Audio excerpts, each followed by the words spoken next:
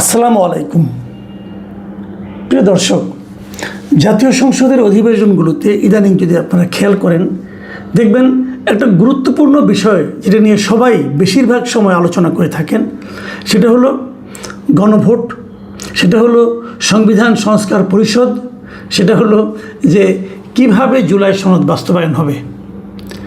মনে হচ্ছে যেন এটাই এই মুহূর্তে জাতির জন্য সবচেয়ে বড় সমস্যা এবং এর সমাধান না হলে আর কিছুই হবে না। জুলাই সনদ বাস্তবায়ন নিয়ে সরকার পক্ষ থেকে স্পষ্ট বলা হয়েছে, তারা জুলাই সনদের প্রত্যেকটা বিষয় অক্ষরে অক্ষরে পালন করবে। কিন্তু সরকার বলেছে, বিএনপি বলেছে, কিন্তু জাতীয় পার্টি এবং এনসিপি তারা বলছে না, এটাকে বাস্তবায়ন করতে হবে সংবিধান সংস্কার পরিষদের মাধ্যমে। বিএনপি বলছে সংবিধান সংস্কার পরিষদ বলতে কোনো কিছুর অস্তিত্ব আমাদের সংবিধানে নেই, কাজে ওটা আমরা করব না, আমরা স্বাভাবিক নিয়মে করব। দেখুন, অনেকগুলি কিন্তু প্রশ্ন আছে, কিন্তু প্রশ্নটা হলো যে কীভাবে করা হবে, কিভাবে জুলাই সনদের প্রস্তাবগুলোকে বাস্তবায়ন করা হবে, এটাই হয়ে দাঁড়িয়েছে এখন মূল সমস্যা। জুলাই সনদের প্রস্তাবগুলো বাস্তবায়ন করা হবে কি হবে না সেটা নিয়ে কিন্তু আলোচনা না, আলোচনা হচ্ছে কিভাবে করা হবে। বিষয়টা হলো এরকম, যদি উদাহরণ দিয়ে বলি যে ভাত রান্না করা হবে, তাই না? ভাতটা কেমন হবে, ভাতটা কখন পাবো, এটা নিয়ে আলোচনা হচ্ছে না। আলোচনা হচ্ছে ভাতটা কি গ্যাসের চুলায় রান্না করা হবে, নাকি কেরোসিনের স্টোভে রান্না করা হবে, নাকি খড়ির চুলায় রান্না করা হবে, এটা নিয়ে বিতর্ক। এবং এই বিতর্কে সুরাহা না হলে রাজপথে যাওয়ার হুমকি সেটাও দিয়েছে এনসিপি এবং জামায়াত ইসলাম। এখন প্রশ্নটা হচ্ছে যে কেন আমাকে আপনার এই সংবিধান সংস্কার পরিষদ করতে হবে, কেন করতে হবে, কেন এভাবেই করতে হবে? জামায়াত এনসিপি যুক্তি হলো এটা গণভোটের মাধ্যমে জনগণের রায় পাওয়া গেছে, গণভোটে জনগণের রায়ের বাইরে কোনো কথা নাই, জনগণ বলেছে করতে হবে এভাবে হুবহু, এখানে কোনো আলোচনা হবে না, করতে হবে। আচ্ছা, একটা বেসিক পয়েন্ট নিয়ে আলোচনা করে আমি আমার বক্তব্যটা শেষ করি, আমি ছোটো করেই করবো, অত পয়েন্টে যাব না আমি। প্রথমত প্রশ্ন হলো, ভাই গণভোটটা কে করেছে? সরকার করেছে। কোন সরকার? অন্তর্বর্তীকালীন সরকার। Very good. কারণ গণভোটটা তো আমাদের সংবিধানে নাই, তাহলে আপনি গণভোটটা পেলেন কোথায়? বলা হলো হ্যাঁ, গণভোটের জন্য একটা অধ্যাদেশ করা হয়েছে, সেটা হলো গণভোট অধ্যাদেশ 2025। এটা হলো গিয়ে এই সরকার যতগুলো অধ্যাদেশ করেছে 2025 সালের, তার মধ্যে 67 নম্বর অধ্যাদেশ হলো এটা 25শে নভেম্বর 2025 সালে এটাকে অধ্যাদেশটা করা হয়েছে। এই অধ্যাদেশে বলা হয়েছে, আমি আপনাদেরকে দেখাচ্ছি, আপনারা দেখে নিন। এই অধ্যাদেশে বলা হয়েছে যে যেহেতু, আমি পড়ে শোনাই একটু, যেহেতু 2024 সালের জুলাই আগস্টে সংগঠিত ছাত্র জনতার সফল গণ অভ্যুত্থানের মাধ্যমে প্রকাশিত জনগণের সার্বভৌম ক্ষমতা প্রয়োগের উদ্দেশ্যে জুলাই জাতীয় সনদ 2025-এ সংবিধান সংস্কার সম্পর্কিত কতিপয় প্রস্তাবের বিষয়ে জনগণের সম্মতি রহিয়াছে কিনা তাহা যাচাইয়ের জন্য গণভোটে উপস্থাপন করিবার লক্ষ্যে জুলাই জাতীয় সনদ ব্র্যাকেটে সংবিধান সংস্কার বাস্তবায়ন আদেশ 2025 প্রণয়ন ও জারি করা হয়েছে। এবং এই সমস্ত কারণে বলা হচ্ছে যে যেহেতু জুলাই সনদ সংবিধান সংস্কার বাস্তবায়ন আদেশ 2025 অনুসারে গণভোট অনুষ্ঠানের জন্য আইন প্রণয়নের নির্দেশনা রহিয়াছে, যেহেতু সংসদ ভাঙিয়া দেওয়া অবস্থায় রহিয়াছে এবং রাষ্ট্রপতির নিকটে সন্তোষজনকভাবে প্রতীয়মান হইয়াছে যে আশু ব্যবস্থা গ্রহণের জন্য প্রয়োজনীয় পরিস্থিতি বিদ্যমান, সেহেতু গণপ্রজাতন্ত্রী বাংলাদেশের সংবিধানের 93(1) অনুচ্ছেদে প্রদত্ত ক্ষমতা বলে রাষ্ট্রপতি নিম্নরূপ অধ্যাদেশ প্রণয়ন ও জারি করিলেন। উনি অধ্যাদেশটা করলেন এই কারণে। কোন আইনে করলেন? সংবিধানের 93(1) ধারা অনুযায়ী।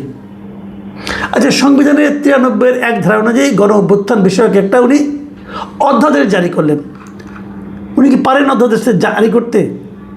গণভোট নিয়ে কোনো অধ্যাদেশ হয়? অধ্যাদেশ হলো সেই জিনিস যে যদি কোনো আইন, সেই আইনটা এখন সংবিধান নাই, এখন আপনার নাই, সংসদ নাই, কিন্তু রাষ্ট্রপতি মনে করতেছে এই আইনটা এখন প্রণয়ন করা দরকার, উনি এই আইনটার মতো করে একটা অধ্যাদেশ জারি করতে পারেন। যখন পরবর্তীতে সংসদ বসবে তখন এই আইনটাকে ওনারা এই অধ্যাদেশটাকে ওনারা আইনে রূপান্তরিত করবে সিম্পল মেজরিটির ভোটে। মনে রাখবেন, সিম্পল মেজরিটির ভোটে, মানে 151 জন বললেই হবে আইনটা। কিন্তু গণভোট তো সংবিধানের একটা অংশ। গণভোট কিন্তু একসময় সংবিধানের পার্ট ছিল। তো গণভোটটা হাসিনা সরকার এসে ওনারা যখন সংবিধান সংশোধন করলেন, সেখান থেকে তারা গণভোটটাকে বাদ দিয়ে দিল। তাহলে আপনি যে গণভোটটাকে অধ্যাদেশ জারি করলেন, গণভোট তো অধ্যাদেশ জারি করা যায় না, কারণ গণভোট তো সিম্পল কোনো আইন না, এটা সাংবিধানিক একটা পদ্ধতি। এটা করতে হলে জাতীয় সংসদের 2/3 লোকের সাপোর্ট লাগবে। যেটা করতে সংবিধান সংস্কার করতে হবে, সেই জিনিসটা তো রাষ্ট্রপতি অধ্যাদেশ জারি করতে পারেন না, সিম্পলি পারেন না। অধ্যাদেশের নিয়মটাই হলো এটা। দেখেন অধ্যাদেশ কীভাবে অধ্যাদেশ হয় সেটা আপনাদের আমি পড়ে শোনাই। ওই যে 93-1 বলছে না, 93 একটা আপনি শুনেন। সেটা হলো কোনো সময়ে রাষ্ট্রপতির নিকট আশু ব্যবস্থা গ্রহণের জন্য প্রয়োজনীয় পরিস্থিতি বিদ্যমান রহিয়াছে বলিয়া সন্তোষজনকভাবে প্রতীয়মান হইলে তিনি উক্ত পরিস্থিতিতে যেরূপ প্রয়োজনীয় বলে মনে করিবেন সেইরূপ অধ্যাদেশ প্রণয়ন ও জারি করিতে পারিবেন, এবং জারি হইবার সময় হইতে অনুরূপভাবে প্রণীত অধ্যাদেশ সংসদের আইনের ন্যায় ক্ষমতা সম্পন্ন হইবে। কিসের ন্যায় হবে? সংসদের আইনের ন্যায়, সংবিধানের ন্যায় না, কিন্তু সংসদের আইনের ন্যায়। মানে সংসদ যখন যেভাবে আইন প্রণয়ন করে সিম্পল মেজরিটি দেওয়া, সেরকমভাবে যে সমস্ত আইন করা যায়, সেই আইনের মতো একটা কিছু উনি সংবিধানে উনি অধ্যাদেশ জারি করতে পারবেন, অন্যগুলি পারবেন না। কেন পারবেন না সেটা আপনাকে বলি, এরপরে আসি যে তবে শর্ত থাকে যে এই দফার অধীন কোনো অধ্যাদেশে এমন বিধান করা যাইবে না, কোনগুলো যাইবে না? যাহা এই সংবিধানের অধীন সংসদের আইন দ্বারা আইনসঙ্গতভাবে করা যায় না। মাথায় রাখবেন, যেগুলো সংসদের আইন দ্বারা করা যায় না সেগুলো অধ্যাদেশেও করা যাবে না। তো আপনি কি সংসদের সিম্পল মেজরিটি দিয়া, সিঙ্গেল মেজরিটি দিয়া আপনি গণভোট করতে পারবেন? যারা আইন সম্পর্কে যারা মিনিমাম বুঝেন তারাও জানেন এটা আপনার আইন দ্বারা গণভোট কোনো আইন না, এটা এমন একটা পদ্ধতি যেটা সংশোধনের দরকার হবে এটা করতে গেলে। কাজে গণভোট দিয়ে কোনো অধ্যাদেশই তো রাষ্ট্রপতি জারি করতে পারে না। কাজে ওই অধ্যাদেশে ছিল অবৈধ অধ্যাদেশ, এবং ওই অধ্যাদেশ যদি এখন তারা রেটিফাই করে এই বর্তমান সংসদ, তাহলে তারাও ভুল করবে আইনগতভাবে, এটা সুপ্রিম কোর্টে গেলে বাতিল হয়ে যাবে। মানে আমি যতটুকু বুঝি ভাই, আমার কমন সেন্স দিয়ে বুঝি, আমার কমন সেন্স ভালো না হয়তো বা আপনারা ব্যাখ্যা দেন পাল্টা, দেখি কীভাবে দিতে পারেন, সেটা একটু শিখি।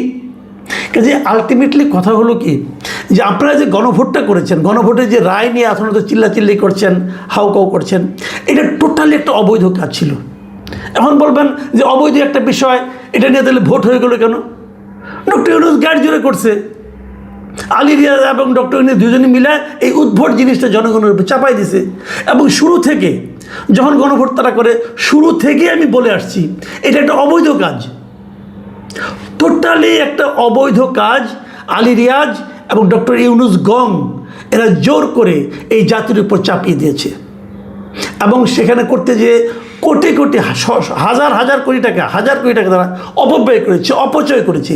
এটা তাদের ঘাড়ে ধরে আদায় করা উচিত আমি মনে করি। এটা অপচয় করেছে একটা, এবং সেই অপচয় করতে যেয়ে তারা গণভোটের পক্ষে পুরো প্রশাসনকে লাগিয়ে দিয়েছে। ওটা হলো আরেকটা বেআইনি কাজ করেছে, এবং প্রত্যেকটা প্রশাসনের ব্যক্তি যারা সঙ্গে জড়িত ছিল ওদের শাস্তি হওয়া উচিত। এটা কেউ বলতেছে না এখন, আমি তখনও বলেছি এদের শাস্তি হওয়া উচিত, এই সব ডিসিদের শাস্তি হওয়া উচিত, মিনিমাম 1 বছরের জেল হওয়া উচিত। তো এগুলো করেছে ডক্টর ইউনূস, গাইড জোরে করেছেন উনি এবং তার এই বন্ধু আলী রিয়াজ, এরা মিলে এগুলো করেছেন, এই জাতিকে কাজকলা দেখাই গেছেন একটা। এখন ওইটার জোরে জামাত এবং এনসিপি বলতেছে যে এটা বাস্তবায়ন এইভাবে করতে হবে।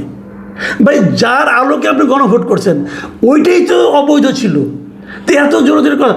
আপনারা একটা সনদ করেছেন, জুলাই সনদ, দেখেন সেটা বাস্তবায়িত হয় কিনা, দেখেন সেটা বিএনপি করে কিনা। যদি না করে তখন আপনারা বিএনপিকে ধরবেন, তখন মাঠে আন্দোলন করবেন, তখন আন্দোলনে কিন্তু মানুষ আসবে। যদি বিএনপি জুলাই সনদের মূল বিষয়গুলো বাস্তবায়ন না করে তখন আন্দোলন করেন, আমরা থাকবো আপনাদের সঙ্গে।